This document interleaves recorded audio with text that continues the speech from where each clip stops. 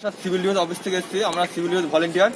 আমাদের দায়িত্ব হচ্ছে যে প্রত্যেককে থার্মাল চেকিং করা এবং প্রত্যেক প্যাসেঞ্জার যাত্রী যত আছে সবাইকে দেখতে হবে যে সবাই মাস্ক পরে আছে কি।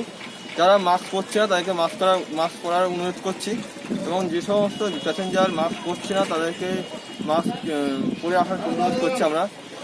আর যারা পরছে না তাদেরকে পড়ার চেষ্টা করছি, অনুরোধ করছি মাস্কটা পরে আসুন। এবং আমাদের সোশ্যাল ডিস্টেন্স এবং থার্মাল চেকিং হচ্ছে, আর প্ল্যাটফর্ম স্যানিটারি হচ্ছে, এগুলো সবই হচ্ছে। যারা ট্রেন থেকে নামছে এটা বলি